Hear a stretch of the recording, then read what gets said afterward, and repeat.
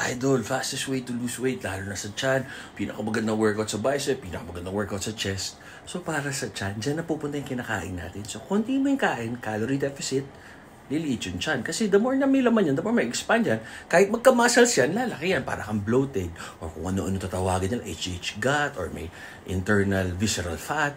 So yun. And then pag mababa na yung body fat, workout mo. So cardio muna. Swerte yung mga payat kasi kakain lang sila ng protein, matutulog, iwas sa mga stress, cortisol, at workout. Stimulate the muscle. Bicep, ganyan, di ba?